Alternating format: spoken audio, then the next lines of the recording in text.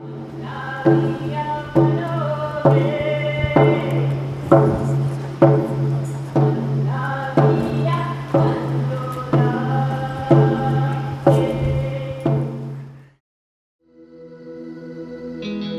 event is about connecting people, connecting communities, bringing people together across very diverse contexts, so that we can talk about different examples of how we can deal with problems like loneliness, mental health. Each and every one of us will know of who we are, where we come from, and why we are here. To understand what I think they knew all along, and me too, is that we're really all the same. But being all the same doesn't mean that we have a right to be forgotten or not to matter or not to account. What it means is that we all have the right to belong. The type of people that are here is a real cross-section, which I think is what's interesting and fascinating. There's funders, there's policymakers, there's what I call the doers, the innovators who are actually on the ground working with communities and putting interventions into practice. And I think that that mix is what makes the conversation really rich. I've seen that the answer to the challenge is not only connection to people, but also connection to place, connection to power, and connection to purpose. There is one word that describes the multifaceted kind of connection that can heal what's ailing us as a human family in the 21st century. That word is belonging.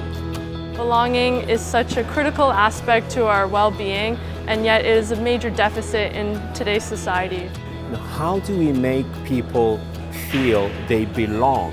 What are the different things that we each need to go and do when we get back home in the work that we're doing to really strengthen that sense of belonging? That wouldn't it be much more expedient if we can somehow humble ourselves and to open our ears and hear, and really hear and listen to other perspectives, not just perspectives that someone else wants us to hear. What we can do is, as with disability, use the idea of a right to push changes both in the societal structures that shape behavior so that they can better facilitate real inclusion, and how people think about their responsibilities to each other, so that inclusion is not seen as a luxury or a favor or charity, but as something to which all of us are entitled by virtue of our humanity, and so that we can appreciate how much better we all are for it. One of the things that I believe in strongly is giving young people a voice to speak up, but also speak out.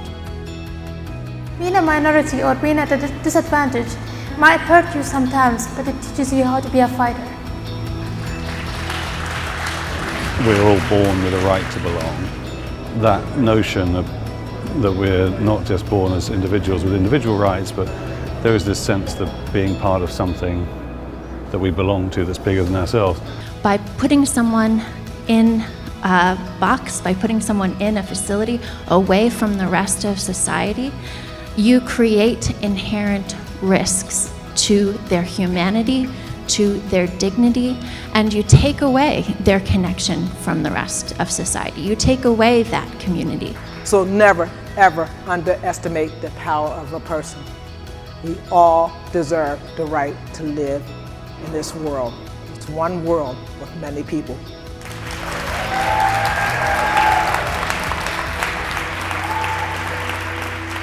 The reality about people with autism is not that they are in a bubble. We are the ones in a bubble.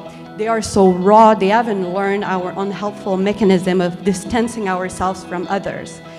If we don't protect the environment, we will not be able to then assert our rights. Be the belonging and be the connectedness that you want to see in the world. To fade from reality and fade in to fantasy. This is a land of scented dreams and tangible colors and drinkable love and audible smiles. Wow, it's beautiful in here.